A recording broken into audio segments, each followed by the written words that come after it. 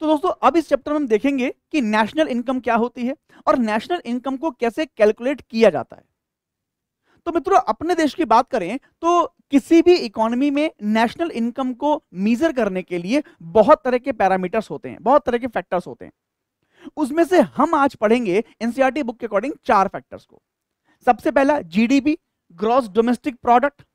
इसके बाद होता है जीएनपी, ग्रॉस नेशनल प्रोडक्ट। फिर आता है हमारे पास एनडीपी, नेट डोमेस्टिक प्रोडक्ट, और उसके बाद आता है नेट नेशनल प्रोडक्ट यानी एनएनपी।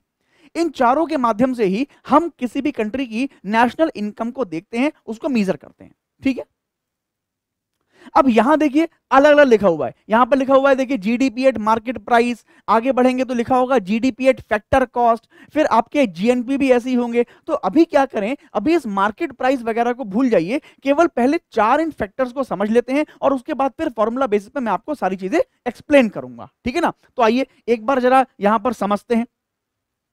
देखिए सबसे पहले हम जीडीपी की बात एक बार कर लेते हैं कि जीडीपी आखिरकार क्या होता है, यानी ग्रॉस डोमेस्टिक प्रोडक्ट क्या होता है, जो हमने भी देखा था।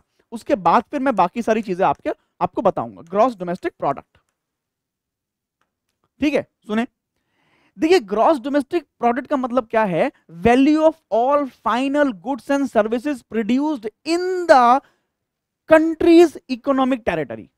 समझ गए, यानी किसी भी कंट्री की इकोनॉमिक टेरिटरी में जो भी final goods and services produce होते हैं, उन सबका जो वैल्यू है दैट इज कॉल्ड जीडीपी। समझ गए।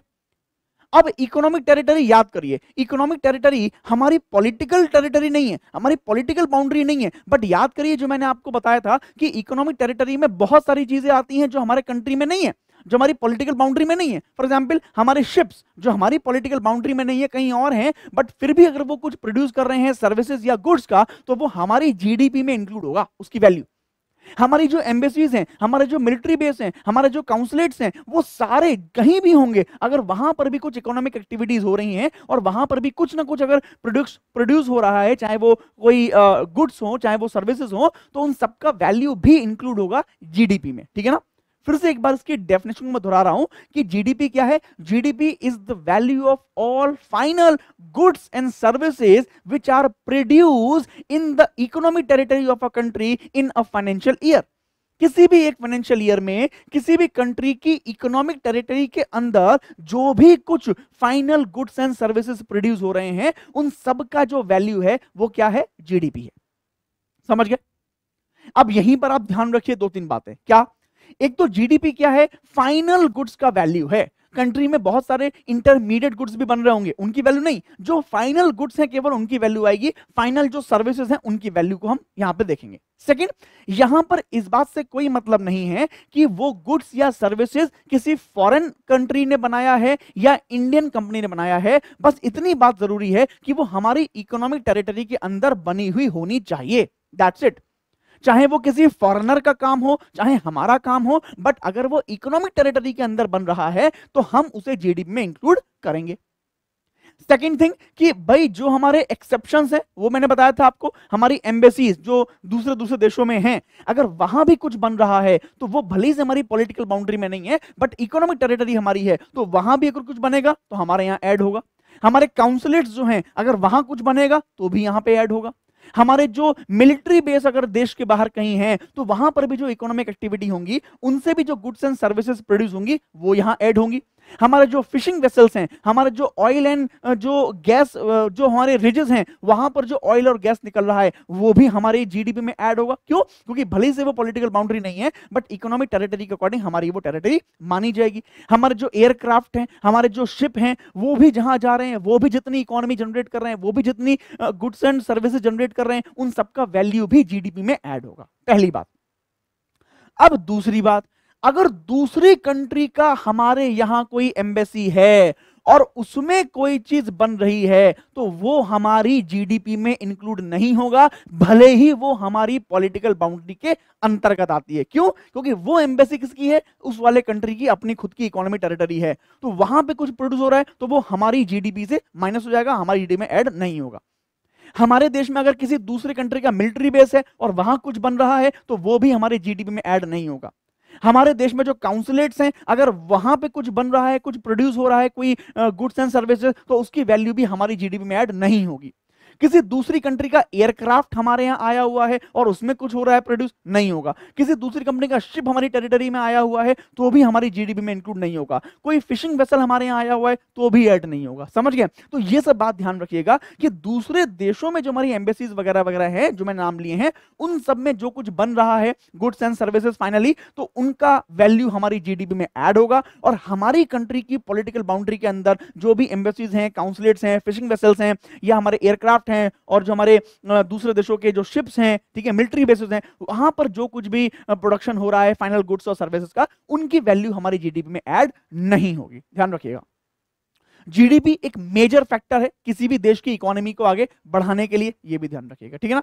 नेक्स्ट, तो जीडीपी की आपको पूरी मतलब समझ में आया कि जीडीपी यहां पर क्या होता है। मैं लिख नहीं रहा हूं क्योंकि आगे सब कुछ लिखा हुआ है, मैं बस आपको एक बता रहा हूं डेफिनेशन, ताकि आपको वो चीज समझने में हेल्प मिले। सब कुछ लिखा हुआ है। नेक्स्ट, सेकंड एक है हमारे पास जीएनपी। जीएनपी का मतलब होता है gross national product. Gross national product. अब ये क्या होता है?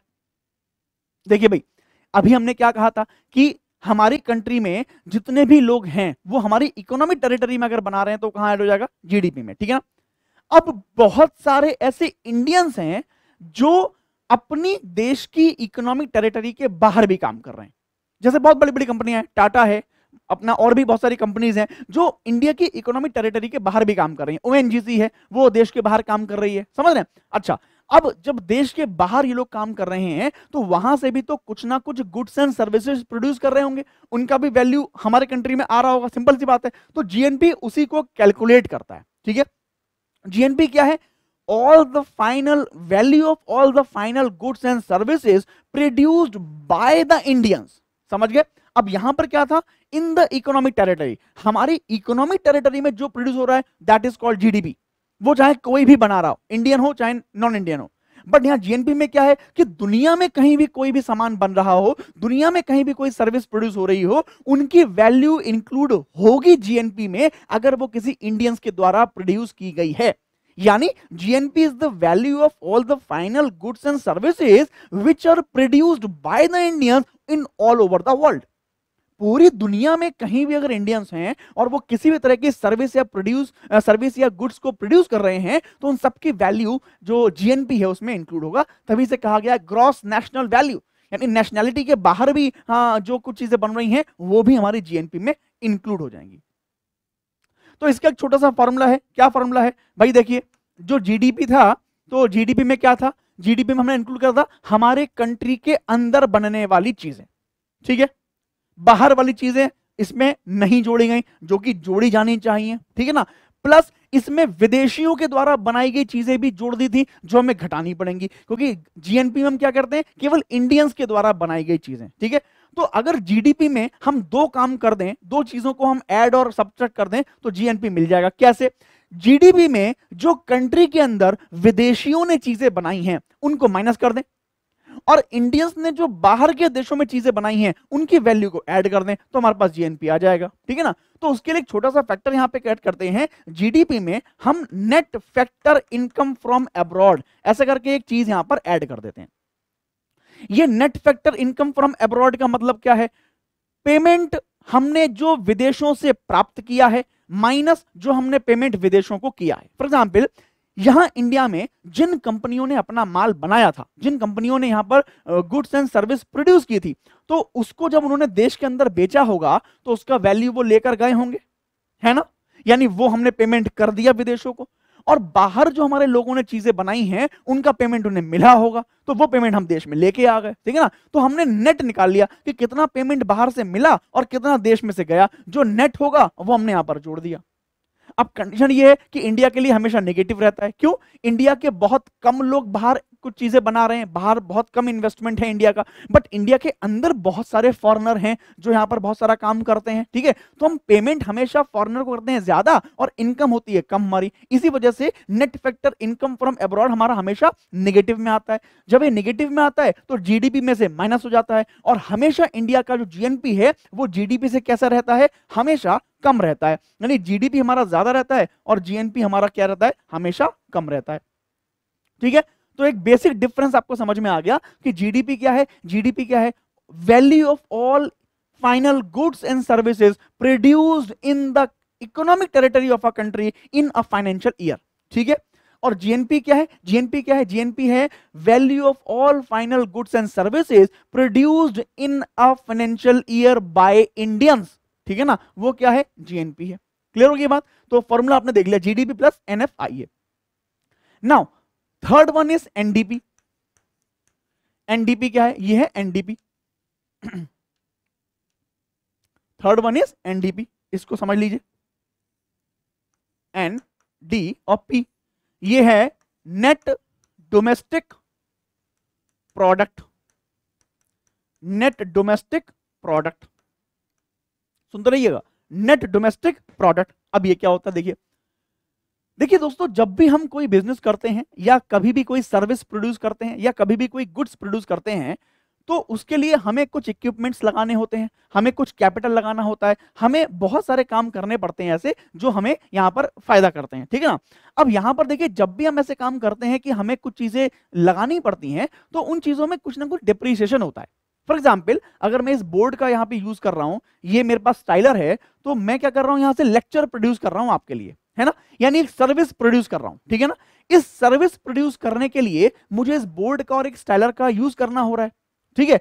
अब आप देखेंगे कि जब मैं इस बोर्ड का स्टाइलर का यूज करूंगा तो एक समय के बाद क्या होगा, इस बोर्ड में भी कुछ कमियां आएंगी और यहां भी इस स्टाइलर में भी कुछ कमियां आएगी, ठीक है ना। मुझे उस बात का अंदाजा लगाना होगा कि भाई 1 साल में, 2 साल में, 3 साल में इस बोर्ड को, इस स्टाइलर को मुझे क्या करना पड़ेगा, रिप्लेस करना पड़ सकता है, ठीक है। अब रिप्लेस करना पड़ेगा तो मुझे दोबारा से पूरा इन्वेस्टमेंट करना पड़ेगा, है ना। या फिर एक काम और भी कर सकता हूं मैं कि इसको रिप्लेस ना करना पड़े, इसीलिए समय समय पर इसकी रिपेयरिंग कराता रहूं, जो थोड़ी बहुत कमियां आए वो से सही कराता रहूं, है ना। तो जब भी ऐसा होता है कि हमारी मशीनरी में जो कि हमारे बिजनेस के लिए जरूरी है उसकी वैल्यू में कमी आती है, उस पर खर्चा करना पड़ता है, तो वो डेप्रिसिएशन होता है दोस्तों, ठीक है ना। अब जैसे जीडीपी है, जीडीपी क्या था, value of all goods and services produce in the economic territory of a country in a financial year. सारे गुड्स एंड सर्विसेज का जो फाइनल गुड्स एंड सर्विसेज है उनका वैल्यू जो कंट्री के इकोनॉमिक टेरिटरी के अंदर बनाया गया, ठीक है। इन गुड्स एंड सर्विस को बनाते समय मान लीजिए भाई किसी देश ने जो है वो 1 लाख रुपए की सर्विस और गुड्स बनाए। अब इस 1 लाख रुपए की सर्विस और गुड्स बनाने के लिए उसे अपने बहुत सारे इक्विपमेंट का यूज करना पड़ा होगा डेफिनेटली, और उन इक्विपमेंट में क्या आई होगी, उनकी वैल्यू में कमी आई होगी, फ्रिक्शन से वो घिसे होंगे, खराब हुए होंगे, मेंटेनेंस करना पड़ेगा। तो 1 लाख रुपए की जो वैल्यू उन्होंने बनाई है उस वैल्यू में से कुछ पैसा तो उनकी मशीनरी पर ही खर्च हो जाएगा, ठीक है ना। अब उसको मैंने मान लिया 10,000 रुपए ऐसे हो गए, तो घटा दिया मैंने 10,000, यानी असली वैल्यू कितनी रह गई, 90,000, समझ गए। 1 लाख रुपए की चीज मैंने प्रोड्यूस करी, बट उस चीज को बनाने के लिए मेरी मशीनों में 10,000 रुपए लग भी गए, है ना, उतना काम खराब भी हुआ, ठीक है ना, वो घटा दिया, तो बाकी जो बचा क्या रह गया, 90,000। वही हमारा होता है एनडीपी, नेट डोमेस्टिक प्रोडक्ट। यानी जब भी हम जीडीपी में से डेप्रिसिएशन को घटा दें, डेप्रिसिएशन को घटा दें, ठीक है, माइनस कर दें, तो हमारे पास जो बचता है वो क्या होता है, हमारे पास एनडीपी दोस्तों हो जाता है, ठीक है ना। जब भी हम डेप्रिसिएशन को घटा देते हैं जीडीपी में से, वो हमारा क्या बचता है, एनडीपी बचता है। डेप्रिसिएशन आपको समझ में यहां पे आया होगा, अभी फिर से हम चैप्टर जब शुरू करेंगे तो एक बार फिर से देखेंगे। Next last one is NNP. जो लास्ट वन है वो क्या है, एनएनपी, इसको कहते हैं नेट नेशनल प्रोडक्ट, ठीक है। जैसे जीडीपी में से हमने डेप्रिसिएशन को घटाया तो हमारे पास एनडीपी आ गया, वैसे ही जब जीएनपी में से हम डेप्रिसिएशन माइनस कर दें तो एनएनपी आ जाएगा, सिंपल। यहां पर देखिए जीएनपी में से मैंने डेप्रिसिएशन को माइनस कर दिया, डेप्रिसिएशन, ठीक है। अब यहां से जो वैल्यू निकल के आएगी वो हमारी एनएनपी हो जाएगी, सिंपल है। तो ये 4 तरीकों से हम नेशनल इनकम को दोस्तों मेजर करते हैं। इसमें जो एनएनपी है, जब इस एनएनपी को हम फैक्टर कॉस्ट पे निकालते हैं तब उसको हम लोग नेशनल इनकम बोल देते हैं। ठीक है, ये चारों कॉन्सेप्ट आपको समझ में आ गए। अब एक काम करते हैं, इन चारों कॉन्सेप्ट को जरा नोट्स के माध्यम से एक बार और देखते हैं, कुछ फॉर्मूलाज और फैक्टर कॉस्ट और मार्केट कॉस्ट का आपको थोड़ा सा अंदाजा लगेगा। देखिए, सबसे पहले ये जीडीपी की बात करते हैं, सुनिए। अब देखिए, जीडीपी आपको समझ में आ गया क्या था। ठीक है, तो जीडीपी को जब हमारे गवर्नमेंट के ऑफिशियल्स कैलकुलेट करते हैं तो उसे मार्केट प्राइस पर कैलकुलेट करते हैं। आप याद करिए, मैंने आपको मार्केट प्राइस, फैक्टर कॉस्ट और बेसिक प्राइस तीनों समझाए थे, ठीक है ना। फैक्टर कॉस्ट क्या होता है? बेसिक फैक्टर ऑफ प्रोडक्शन पे लगने वाला कॉस्ट। बेसिक प्राइस में क्या होता है? जब प्रोडक्शन टैक्स ऐड हो जाता है और प्रोडक्शन सब्सिडी माइनस हो जाती है। और मार्केट प्राइस क्या होता है? जिस प्राइस पर मार्केट में चीज बिकती है, इसमें प्रोडक्ट टैक्स ऐड हो जाता है और प्रोडक्ट सब्सिडी माइनस हो जाती है। यही तो होता है ना, ठीक है। तो वही चीज यहां पे है। अब जीडीपी को यहां पर मार्केट प्राइस पर कैलकुलेट किया जाता है, बस ये बात आप ध्यान रखिएगा। जब भी जीडीपी को हम कैलकुलेट करते हैं तो हमेशा मार्केट प्राइस पर क्या करते हैं? कैलकुलेट करते हैं, ठीक है। तो वही सब चीजें यहां पर लिखी हुई हैं जो मैंने अभी आपको बताई हैं। उसका फॉर्मूला देखिए, यहां पर लिखा हुआ है कि जीडीपी का क्या फॉर्मूला होता है। टोटल वैल्यू ऑफ गुड्स की हम बात कर रहे हैं। इस जीडीपी को हम इस तरीके से देखते हैं कि भाई कितनी वैल्यू प्रोड्यूस हो रही है, उन सबका वैल्यू हम काउंट करके जीडीपी को, फैक्टर को यहां पर देखते हैं। अब जीडीपी को कैलकुलेट करने के बहुत सारे तरीके हैं, ठीक है। जैसे पूरे देश में कितने गुड्स एंड सर्विस बन रही हैं, कितने रुपए की, कितनी वैल्यू की गुड्स एंड सर्विस प्रोड्यूस हो रही हैं, उसको मैं कई तरीके से देख सकता हूं। जैसे मान लीजिए, बहुत ध्यान से देखिएगा, सुनिए, डिटेल में अभी आगे पढ़ेंगे, अभी केवल एक लाइन सुनिए कि मान लीजिए अपने देश में 100 रुपए की कोई चीज बनी, ठीक है, केवल 100 रुपए की बनी, तो टोटल जीडीपी 100 रुपए है ना भाई। ये वही तो ना, कितने रुपए की चीजें और सर्विस बनी है, तो मैंने मान लिया कि 100 रुपए की बनी। अब 100 रुपए की गुड्स या सर्विस जो भी बनी होगी, तो दोस्तों हमारे क्या बिजनेसमैन उसे बिना डिमांड के बनाए होंगे? नहीं, उस चीज की डिमांड हुई होगी तभी वो चीज बनी होगी, है ना। यानी हम दो तीन तरीके से उसकी वैल्यू को काउंट कर सकते हैं। फॉर एग्जाम्पल, पहला है हमारा कंजप्शन मेथड, यानी देश भर में कितना रुपया खर्च हो रहा है, अगर उसको हम लोग जोड़ लें तो इसका मतलब वो क्या है? वो कोई ना कोई सर्विस या कोई ना कोई वस्तु खरीदने में ही खर्च हो रहा होगा। सिंपल सी बात है, या तो मैं कहीं कोई सर्विस ले रहा हूंगा, उस पर पैसा खर्च कर रहा हूंगा, और या फिर मैं कहीं ना कहीं कोई वस्तु खरीद रहा हूंगा तभी खर्च कर रहा हूंगा। तो देश में कितना खर्चा हो रहा है, अगर उसको मैं जोड़ लूं तो मेरे पास आ जाएगी वैल्यू निकल के, सिंपल। या फिर सुनिए, 100 रुपए कोई चीज बिकी है, तो 100 रुपए की बिकी मतलब 100 रुपए का रेवेन्यू किसी के पास गया होगा। अगर मैं सब मिला के इनकम कैलकुलेट कर लूं कि सबको इनकम कितनी हो रही है, क्योंकि कोई ना कोई जॉब कर रहा है, कहीं ना कहीं कुछ बनाने में, कुछ सर्विस प्रोड्यूस करने में, है ना, कुछ को प्रॉफिट हो रहा है, कुछ को इंटरेस्ट मिल रहा है, तो सारी जो इनकम जनरेट हो रही है वो किसी ना किसी वस्तु को बेचने या सर्विस को बेचने से ही हो रही है। तो दूसरा तरीका यह है कि मैं पूरे देश में कितनी इनकम जनरेट हो रही है इसको कर लूं कैलकुलेट, समझ गए। अच्छा, तीसरा भी कर सकते हैं भाई। पहला मैंने कहा था कि हम कितना खर्चा कर रहे हैं वो देख लें, जितना खर्चा कर रहे होंगे उतनी चीजें हमने खरीदी होंगी, उतनी वस्तुएं हमने खरीदी होंगी, उतने हमने जो है वो सर्विस खरीदे होंगे। या फिर कितनी इनकम हो रही है लोगों की वो हम कैलकुलेट कर लें, और या फिर तीसरा प्रोडक्शन की कैलकुलेट कर लें कि कितना प्रोडक्शन हुआ है। तो तीन मेथड ये होते हैं जीडीपी को कैलकुलेट करने के, एक्सपेंडिचर मेथड, इनकम मेथड और प्रोडक्शन मेथड। हम इसको आगे पढ़ेंगे। फिलहाल अभी ध्यान रखिए कि मार्केट प्राइस पर इसको निकाला जाता है, इस बात को आप ध्यान रखिएगा।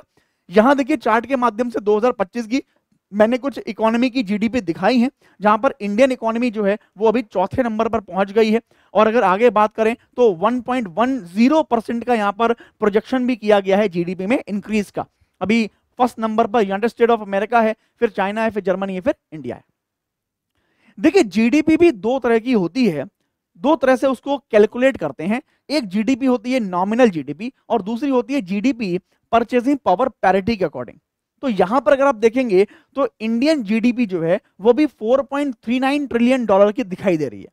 लेकिन नेक्स्ट इमेज आप देखेंगे तो नेक्स्ट इमेज में यहां पर देखिए इंडियन जो जीडीपी है वो 17.6 ट्रिलियन डॉलर की है। अगर इसको समझ लिया तो एक और कॉन्सेप्ट आपके समझ में आ जाएगा जो कि बहुत इंपॉर्टेंट है। देखिए, यहां मैं मान लेता हूं समझने के लिए कि $1 में चल रहे हैं 100 रुपया। सुनते रहिएगा, ये यूएसए और ये इंडिया, और एक्सचेंज रेट मान ली मैंने $1 में 100 रुपए। ध्यान से देखिएगा, ठीक है। $1 में 100 रुपए है। मान लीजिए अमेरिका में एक ब्रेड का पैकेट बना, वही ब्रेड इंडिया में भी बनी, ठीक है। अमेरिका में इस ब्रेड की कीमत मान लिया मैंने $3, सुनते रहिएगा, ठीक है। अगर $3 ब्रेड का रेट यहां पर है और एक्सचेंज रेट 100 रुपए है $1 में, तो इंडिया में इसकी कीमत कितनी हो गई? 300 रुपया, ठीक है। लेकिन इंडिया में ये ब्रेड बन रहा है 60 रुपए का, या थोड़ा इसको इजी कर देता हूं ताकि समझने में आपको आसानी हो। इंडिया में मान लीजिए इसका रेट है 50 रुपया, ठीक है। अब सुनिए, एक्सचेंज रेट के अकॉर्डिंग अगर देखें तो इसका 50 रुपए को अगर हम डॉलर में चेंज करेंगे तो ये कितना आएगा? $0.5। सुनते रहिएगा बहुत ध्यान से। $1 में 100 रुपया, तो 50 रुपए में $0.5, है ना। लेकिन अमेरिका में तो उसकी कीमत भाई $3 है। सुनिएगा, यहां पर 50 रुपए की ब्रेड बनी इंडिया में, इसका अमेरिका में एक्सचेंज रेट के अकॉर्डिंग क्या कॉस्ट होना चाहिए था? $0.5। बट उसका रेट कितना है वहां पे? $3। इसका मतलब यह है कि अमेरिका में इन्फ्लेशन कैसा है? ज्यादा है। वहां पे महंगाई कैसी है? ज्यादा है। अलग अलग कारण होंगे उसके। वहां पर हो सकता है रॉ मटेरियल महंगा हो, वहां हो सकता है लेबर महंगी हो, वहां हो सकता है टैक्स ज्यादा हो, वहां हो सकता है और कोई सरकमस्टांसेस हो, ऐसे हो सकते हैं। तो वहां पर महंगाई कैसी है? ज्यादा। इसका मतलब क्या है? हमारी जीडीपी हम क्या माने? अब हमारी जीडीपी क्या हम $0.5 माने, या हमारी जीडीपी भैया हम $3 माने? सुनिए, ये ब्रेड हमने बनाया है तो एक वस्तु ही तो बनाई है, इस वस्तु की वैल्यू ही तो जीडीपी में ऐड होती है। तो मैंने मान लिया कि भाई इंडिया में केवल यही बना और वहां केवल यही बना। अब यहां पर अगर हम एक्सचेंज रेट के अकॉर्डिंग देखेंगे तो 50 रुपए की ब्रेड का रेट डॉलर में देखिए $3 है। तो क्या हम अपनी जीडीपी को $3 मान लें, या फिर हम यहां पर वैसे देखें तो भाई $0.5 रहेगा, तो हम $0.5 माने क्या? समझ रहे मेरी बात को, ठीक है ना। अब यहीं पर दो चीजें आती हैं। जो हम नॉर्मल जीडीपी पढ़ते हैं वो एक्सचेंज रेट के अकॉर्डिंग होती है, ठीक है। यानी हम एक्सचेंज रेट के अकॉर्डिंग जनरली कहते हैं $0.5 की हमारी जीडीपी है। जैसे पिछले डायग्राम में आपको दिखाया था, ये डॉलर के सापेक्ष हैं। इसमें इन्फ्लेशन को एडजस्ट नहीं किया गया है। इसमें केवल दिखाया गया है कि भाई इंडिया ने इतने रुपए का माल बनाया, अमेरिका ने इतने रुपए का बनाया। जैसे मैंने इस चार्ट में दिखाया, ये चार्ट में, ठीक है, कि अमेरिका ने भैया $3 का माल बनाया और इंडिया ने जो है $0.5 का माल बनाया, बस इतना दिखाया, ठीक है ना। ये वो चीज है, तभी आपको यहां पर देखिए कम दिखाई दे रहा है, $4.39 ट्रिलियन, ठीक है। लेकिन क्योंकि हमने यहां पर देखा कि भाई अमेरिका में जो काम $3 में हो रहा है, वो काम हम $0.5 में ही कर दे रहे हैं, है ना। यानी अमेरिका में रहना महंगा है, इंडिया में रहना सस्ता है। इसका मतलब हम जो कुछ भी बना रहे हैं उसको अगर हम कंपेयर करेंगे तो वो ज्यादा बनेगा। कैसे बनेगा? यही देखिए, $0.5 था, बट एक्सचेंज रेट के अकॉर्डिंग हमने देखा इसको $0.5। लेकिन अगर हम वैसे देखें तो ये 50 रुपए काम थोड़ी है, ये तो हमने 300 रुपए काम करा है, 300 रुपए का। समझ रहे हैं? क्योंकि यही वाला 50 रुपए वाला अमेरिका में काम कितने रुपए में हो रहा है? $3 में हो रहा है। $3 का मतलब है कि इंडिया में कितने का होना चाहिए था? 300 रुपए का होना चाहिए था, बट हमने कितने में कर दिया? 50 रुपए में, ठीक है ना। तो दूसरी जीडीपी हम कैलकुलेट करते हैं जिसे हम लोग कहते हैं परचेजिंग पावर पैरिटी, ठीक है। परचेजिंग पावर पैरिटी मतलब इंडिया में लोगों की परचेजिंग पावर ज्यादा है, यहां सस्ती चीजें बिक रही हैं, है ना। वहां पर कैसी है? महंगी है। अगर कोई इंसान 1000 रुपए कमाएगा इंडिया में और 1000 रुपए कमाता है अमेरिका में, तो इंडिया में वो ज्यादा अच्छी जिंदगी जिएगा, यहां पर उसके लिविंग स्टैंडर्ड ज्यादा अच्छे होंगे। समझ रहे मेरी बात, ठीक है ना। तो हम जब परचेजिंग पावर पैरिटी पर एडजस्ट करते हैं तो हम इसी इकोनॉमी को जो $0.5 की थी, इसको परचेजिंग पावर के हिसाब से, इन्फ्लेशन के हिसाब से चाइना के, अमेरिका के बराबर ले आते हैं या अन्य कंट्रीज के बराबर ले आते हैं और उसको बढ़ाकर फिर पूरे उसमें लिखते हैं। अब यहां हमने एक्सचेंज रेट के अकॉर्डिंग $0.5 का काम किया है, लेकिन अगर कंपैरिजन देखें तो हमने काम कितने कर दिया है? $3 कर दिया है। यानी वैसे तो हमारी जीडीपी जो है $0.5 है, लेकिन असलियत में हमने काम कितना कर दिया है? $3 के बराबर काम कर दिया है। जो अमेरिका में काम $3 का होता वो हमने इतने में कर दिया, ठीक है ना। तो वो होती हमारी परचेसिंग पावर, वो यहां पर लिखी है आपकी, देखिए ये जीडीपी जो है ये परचेसिंग पावर के हिसाब से है। तो अमेरिका देखिए, चाइना की $40 ट्रिलियन है, देखिए यहां पर चाइना जो है वो 20 ट्रिलियन डॉलर पे था, लेकिन चाइना में भी महंगाई कम होगी। चाइना में भी जो चीज 20 ट्रिलियन डॉलर की है वो अमेरिका में 40 ट्रिलियन डॉलर की होगी। तो वहां पर देखिए ये कर दिया हमने, ये काम कर दिया। देखिए ये 40 ट्रिलियन दिखा रहा है, अमेरिका की उतनी है 30.5 है ना, और इंडिया देखिए 17.6 ट्रिलियन डॉलर। यानी अमेरिका जो इंडिया में, ये देखिए आप समझ गए होंगे आप, इंडिया में जो 4.39 ट्रिलियन डॉलर की जीडीपी है वो अमेरिका में अगर हम बनाएंगे ना तो 17.6 की बनेगी। यानी इंडिया में जितना माल, जितना गुड्स, जितना सर्विस हमने 4.39 ट्रिलियन डॉलर में बना दिया है, अगर उतना ही सामान अमेरिका में बनाना होता तो हम कितने का बनाते? वो तो हम बनाते 17.6 ट्रिलियन डॉलर का। समझ गए ना? तो ये आप थोड़ा ध्यान रखिएगा, ये हमारी जीडीपी परचेजिंग पावर पैरिटी के अकॉर्डिंग है और नॉर्मल जो है हमारी नॉर्मल जीडीपी है। ठीक है, नेक्स्ट आगे बढ़ते हैं। तो देखिए अब सब चेंज हो रहा है, सब जगह वही है, जीडीपी है, यहां पर बस फैक्टर कॉस्ट पे दिखा दिया गया है कि फैक्टर कॉस्ट पे कैसे करें। ठीक है ना? तो याद कर लीजिए भैया, मैंने बताया था कि जीडीपी जो कैलकुलेट होता है वो किस पर होता है? मार्केट प्राइस पर होता है। मार्केट प्राइस में क्या क्या चीजें ऐड होती हैं? तो याद करिए, मार्केट प्राइस में फैक्टर कॉस्ट होता है, मार्केट प्राइस में जो प्रोडक्शन टैक्स है वो ऐड होता है, साथ में प्रोडक्ट टैक्स ऐड होता है। ठीक है, और इन्हीं दोनों की सब्सिडीज भी ऐड माइनस होती है ना। अब यहां पे वही कह रहे हैं कि भाई जीडीपी अगर फैक्टर कॉस्ट पे निकालना है तो क्या करेंगे? तो भाई जीडीपी अगर फैक्टर कॉस्ट पे निकालना है तो जीडीपी मार्केट प्राइस पर तो हमारा है ही पहले से, जो हमने कैलकुलेट कर लिया है। इसमें से क्या करिए, हमने इसमें क्या जोड़ रखा है? टैक्स जोड़ रखे हैं, टैक्स को माइनस कर दीजिए। सब्सिडी हमने घटाई हुई थी, सब्सिडी हमने जोड़ दी, खत्म हो गया। ये आ गया आंसर निकल के, है ना भाई। देखिए मार्केट प्राइस और फैक्टर प्राइस में आपको कंफ्यूजन नहीं होना चाहिए, है ना, वही आपको कंफ्यूज करेगा। मार्केट प्राइस मैंने अभी बताया कि मार्केट प्राइस क्या होता है, किसी वस्तु का जो फैक्टर प्राइस है उसमें प्रोडक्शन टैक्स जोड़ दीजिए, उसमें प्रोडक्ट टैक्स जोड़ दीजिए और उसमें से सब्सिडी को माइनस कर दीजिए, तो हमारे पास मार्केट प्राइस आ जाता है। ठीक है, अब इस मार्केट प्राइस से हमें फैक्टर कॉस्ट निकालनी है, तो क्या करें? इस फैक्टर कॉस्ट को निकालने के लिए हम इस पूरे में से जो हमने टैक्स ऐड करा था इसको घटा दें और जो सब्सिडी घटाई थी इसको जोड़ दें। वही हमने काम यहां करा है। जीडीपी अगर फैक्टर कॉस्ट पे निकालना है तो जो मार्केट प्राइस वाली जीडीपी थी उसमें से हमने टैक्स को घटा दिया और सब्सिडी को हमने जोड़ दिया, तो हमारे पास ये फैक्टर कॉस्ट पे आ गया। क्लियर हो गई ये बात? समझ में आई ना ये बात? ठीक है, आगे बढ़िए। जीडीपी के बाद मैंने आपको जीएनपी बताया था, तो जीएनपी देखिए, अभी फिर बाकी इस पे लौट के आएंगे। देखिए जीएनपी आ गया, ये जीएनपी देखिए फैक्टर कॉस्ट पे आ गया। ठीक है ना? तो जीएनपी मैंने बताया था क्या था? GDP plus net factor income, है ना। अब यहां पे देखिए जीडीपी अगर फैक्टर कॉस्ट पे निकालना है तो कैसे निकालेंगे? सुनिए, जीएनपी का फॉर्मूला याद करिए, जीएनपी था GDP plus net factor income from abroad. यहां हमें निकालना है जीडीपी फैक्टर कॉस्ट पर, तो यहां पर जीडीपी भी फैक्टर कॉस्ट पर होना चाहिए और जीडीपी फैक्टर कॉस्ट पर होने के लिए इसका फॉर्मूला अभी देखा, जीडीपी मार्केट प्राइस माइनस का इनडायरेक्ट टैक्सेस प्लस का सब्सिडी और प्लस ये आ जाएगा आपका एनएफआईए, खत्म। ये फॉर्मूला आ गया। ठीक है ना?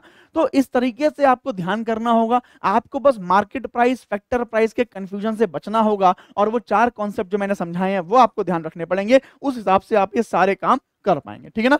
जीएनपी आपको यहाँ पे देखिए फॉर्मूला लिखा हुआ समझ में आ गया। देखिए ये लिखा हुआ है फॉर्मूला जो मैंने अभी आपको दिखाया है, GNP factor price GDP factor price plus NFIA, यही मैंने यहाँ पर लिखा था अभी। ठीक है ना? आगे आप बढ़ेंगे तो यहाँ पर देखिए एक चीज और भी है, जीएनपी के बाद मैंने आपको एनडीपी समझाया था, तो एनडीपी देखिए ये लिखा हुआ है एनडीपी मार्केट प्राइस पर। एनडीपी क्या था? जब हम डेप्रीसिएशन माइनस कर रहे थे, ठीक है ना, एनडीपी क्या था? जीडीपी माइनस डेप्रीसिएशन, तो वही देखिए यहां पर लिखा हुआ है एनडीपी मार्केट प्राइस पर है, तो जीडीपी मार्केट प्राइस में से आप डेप्रीसिएशन को घटा दीजिए, आ जाएगा आपका एनडीपी निकल के मार्केट प्राइस पर। अगर एनडीपी आपको फैक्टर प्राइस पर चाहिए तो यहां पर मुझे फैक्टर प्राइस लिखना पड़ेगा। ठीक है, जीडीपी एमपी को आप जीडीपी फैक्टर कॉस्ट में चेंज कर दीजिए, आ जाएगा आपका आंसर। समझ रहे हैं? तो इस तरह के फॉर्मुलेस यहां पर रहते हैं। कंफ्यूजन तब क्रिएट होता है जब आप मार्केट प्राइस और फैक्टर प्राइस में जो है वो कंफ्यूज हो जाते हैं। यहां देखिए एनडीपी आ गया फैक्टर प्राइस पर, अब एनडीपी फैक्टर प्राइस पर आ गया तो देखिए फॉर्मूला लिखा हुआ है यहां पर, ये लिखा हुआ है। क्या करा गया है? जीडीपी मार्केट प्राइस है, उसमें से हमने क्या करा? डेप्रीसिएशन को घटाया और फैक्टर कॉस्ट पे लाने के लिए इनडायरेक्ट टैक्स को घटाया और सब्सिडी को जोड़ दिया। ठीक है ना, सिंपल सी बात है। ये एन का मतलब है यहाँ पे माइनस है, थोड़ा फॉन्ट का यहाँ पर दिक्कत आती है कभी कभी, लेकिन ये एन का मतलब क्या है, ये माइनस है, ठीक है ना। कभी कभी जो MS पावर पॉइंट है वो कृति देव में चेंज करने में थोड़ा टाइम लगा देता है, या कभी फॉन्ट में कभी गड़बड़ हो जाती है, तो इस तरीके से कभी कभी सिंगुलर आ जाते हैं, ठीक है ना। खैर, ये पूरे बात समझ में आ रही होगी आपको। आगे बढ़े तो यहां पर देखिए, फिर एनडीपी के बाद मैंने चौथा आपको बताया था नेट नेशनल प्रोडक्ट, NNP, तो NNP आ गया। NNP फैक्टर कॉस्ट पर आ गया, ठीक है। अब यहां पे समझिए, जैसे जीडीपी मार्केट प्राइस पर कैलकुलेट किया जाता है, वैसे ही एनएनपी को हम फैक्टर कॉस्ट पर कैलकुलेट करते हैं, और एनएनपी फैक्टर कॉस्ट को ही हम नेशनल इनकम बोल देते हैं, यानी एनआई बोल देते हैं। ये इंपॉर्टेंट बहुत क्वेश्चन है, ध्यान रखिएगा कि जो हमारा नेशनल इनकम है वो क्या है, net national product at factor cost, उसको हम लोग बोलते हैं अपना नेशनल इनकम। ये बात ध्यान रखिएगा। फॉर्मूला मैंने आपको पहले ही बता दिया कि एनएनपी का मतलब क्या होता है, जीएनपी और माइनस का डेप्रीसिएशन। जब जीएनपी में से आप डेप्रीसिएशन घटा दोगे तो आपका एनएनपी आ जाएगा। अब देखिए, एनएनपी है ये, एनएनपी का फॉर्मूला मैंने बताया, जीएनपी माइनस का डेप्रीसिएशन। अब एनएनपी को अगर जीएनपी के फॉर्म में लिखना है तो ये फॉर्मूला है, एनएनपी को अगर जीडीपी के फॉर्म में लिखना होगा तो जीएनपी की जगह मैं जीडीपी लिख दूंगा, है ना। तो जीएनपी क्या था, GDP plus net factor income from abroad. तो अगर एनएनपी को लिखना चाहूं तो दूसरा तरीका ये हो जाएगा, GDP plus net factor income from abroad, और प्लस यही आ जाएगा, सॉरी माइनस का यही आ जाएगा डेप्रीसिएशन, माइनस का डेप्रीसिएशन। अगर एनएनपी को मैं एनडीपी के फॉर्म में लिखना चाहूं तो वो उसके अकॉर्डिंग चेंज हो जाएगा, समझ रहे हैं। तो इस अकॉर्डिंग के आपस में आप लोग देखिए कि कैसे चेंज करना है, बट कॉन्सेप्ट आपका क्लियर होना चाहिए, तभी आप इसमें कंफ्यूज नहीं होंगे। यहां देखिए लिखा हुआ है एनएनपी फैक्टर कॉस्ट को एनडीपी के फॉर्म में यहां पर लिखा हुआ है। अब मुझे लगता है कि आराम से आपको यहाँ पे समझ में आ गया होगा, डेफिनेशन में ऑलरेडी आपको यहाँ पर बता ही चुका हूं, ठीक है। इसको बहुत ध्यान से आप समझिएगा कि यहां पर क्या है, देखिए ये क्या है, it is the sum of all factor incomes earned by ordinary citizens of a nation throughout an accounting year including employee pay, rent, interest and profit। अब यहां पे बहुत इंपॉर्टेंट बात आपको याद दिलाता हूं। अभी मैंने आपको एक दो वीडियो पहले ट्रांसफर पेमेंट के बारे में बताया था, और मैंने कहा था कि ट्रांसफर पेमेंट जो होते हैं वो अर्नड इनकम नहीं होते, यानी उसे हमने कमाया नहीं होता, ठीक है ना। ट्रांसफर पेमेंट तो वन वे हमारे पास ट्रांसफर आता है, उसके बदले हमें कुछ देना नहीं पड़ता, यानी हमने वो पैसा कमाया नहीं होता, ठीक है। यहां क्या लिखा है, all factor incomes earned by ordinary citizen, यानी नेशनल इनकम में केवल जो कमाया है वो ऐड होगा, ट्रांसफर पेमेंट ऐड नहीं होगा। ये प्रीलिम्स में बहुत बार एमसीक्यू में आ चुका है सवाल कि नेशनल इनकम के बारे में ऑड वन आउट चुनिए, तो आपको वहां ध्यान रखना है नेशनल इनकम में ट्रांसफर पेमेंट इंक्लूड नहीं होते हैं, ये आप ध्यान रखिएगा। यहां पर तो हमें केवल क्या करना है, गुड्स एंड सर्विसेज। याद करिए क्या है ये, एनएनपी कहां से आया, जीडीपी से आया ना, है ना। तो जीडीपी क्या था, गुड्स एंड सर्विसेज की वैल्यू, जो हमने गुड्स एंड सर्विसेज की वैल्यू प्रोड्यूस की है वही हमारा एनएनपी है। तो उसमें ट्रांसफर पेमेंट आने का तो मतलब ही नहीं है, ठीक है, ध्यान रखिएगा। ट्रांसफर पेमेंट से हुई भी जो अर्निंग्स हैं वो यहां पर ऐड नहीं होती हैं नेशनल इनकम में, इसको आपको यहां पर ध्यान रखना है।